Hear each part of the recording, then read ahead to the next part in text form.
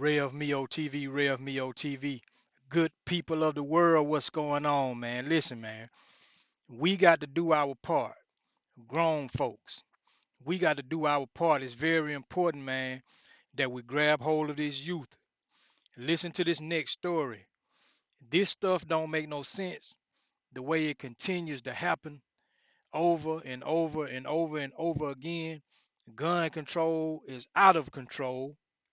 There is no gun control. It's guns everywhere. You know what I'm saying?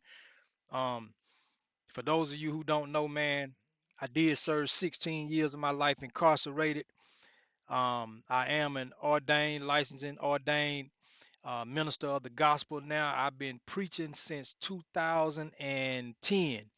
Well, I've been preaching since 2007. I've been ordained since 2010. Um, man, listen, man, I served 16 years of my life incarcerated, man. Young people, if you've never been to jail, if you've never been to prison, please don't go. If you never, if you have been, please don't go back. Okay, listen to this next story, man. It's sad. We got to do something about our youth, man. Two teenagers charged in separate murders went before a judge in juvenile court today. KENS 5 reporter Sue Kalberg was there when the judge tossed one family member out of the courtroom during a tense exchange.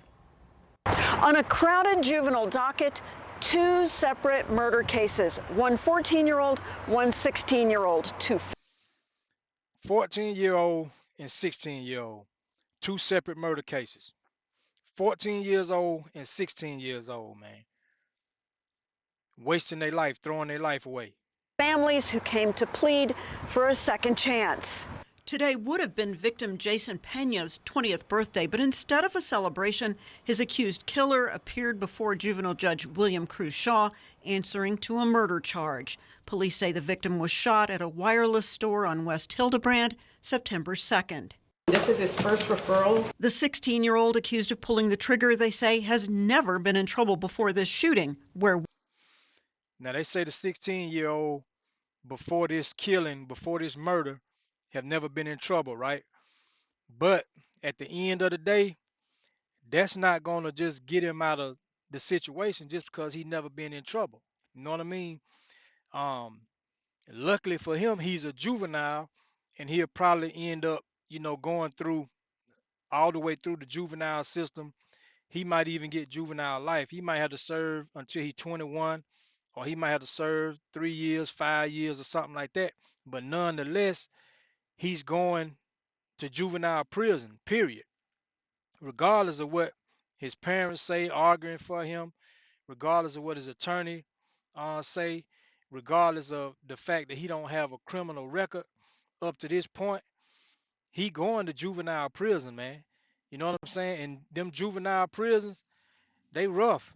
You understand? one died and another victim survived. One for murder, one for aggravated assault with a deadly weapon. His family promised close supervision, and the apologetic teen told the judge he would behave if released. So really, he shot two people. This 16-year-old shot two people. One of them died, one of them lived. Young people, it is not worth it, man. I'm trying to tell you, it ain't worth it. Everybody in prison want to come home. So you got to be able to think, you know what I'm saying? Be able to think and say, you know what? No, that ain't worth it, man. That ain't worth it. And I don't advocate fighting. I don't advocate none of that stuff, man. You know, I done been all in the, my stuff. I done been in the shootouts and did all that stuff, man, when I was living recklessly. You know what I mean? But don't waste your life away, man. You know what I mean? Um, Come on, young people.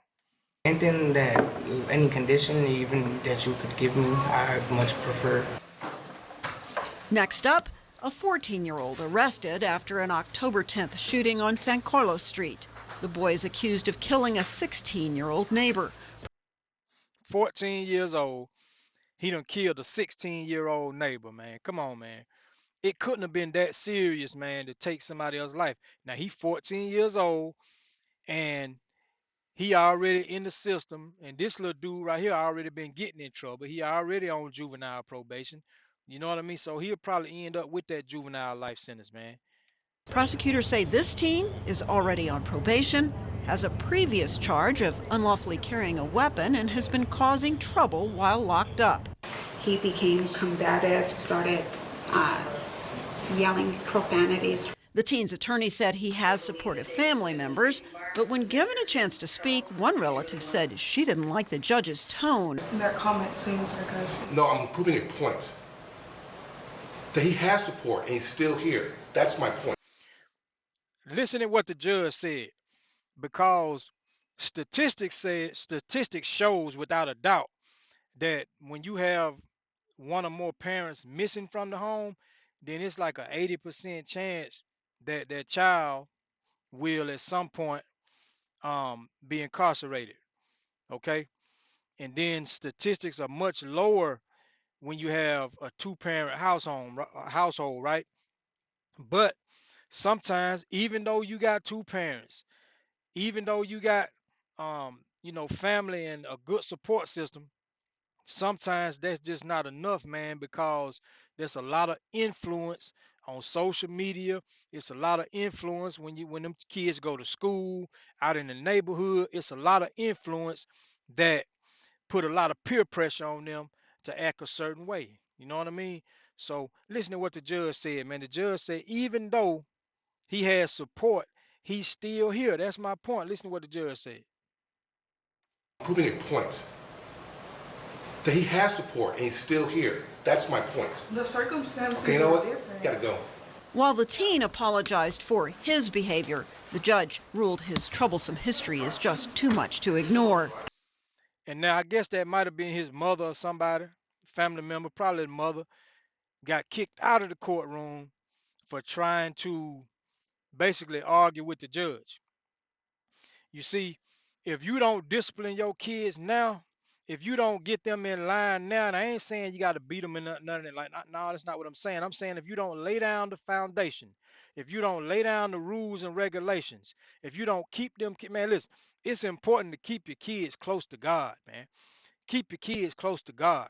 Church is not just about going and hearing about a bunch of preaching and a bunch of all about just the scripture part and just about God, but it also teaches structure, man. Keep your kids in church. Keep your kids in a good Bible teaching church. You know what I'm saying? Those values will still be there when they are faced with these kind of adversities and these kind of choices, man. And hopefully, they'll be able to make some good choices, man. Cause this stuff is shame. Both teens were ordered detained. They will be back here in 10 business days. At the Juvenile Justice Center, Sue Kalberg, KENS 5. Man, listen, young people, stay out of jail, stay out of prison, stay out of these folks' way. If you ever been to jail, if you ever been to prison, please don't go back. If you never been, please don't go. It ain't no place to be, man. 14 years old, we just saw it, and 16 years old. They gonna serve some time, man. It ain't worth it, man. That those are the ages when you ought to be preparing yourself to get ready to go to college, man, and have the time of your life. Have a blast, man. I wish I would have went to college instead of went to prison, man. I wish I would have went to college instead of me starting to go into jail and all that stuff. You know what I mean?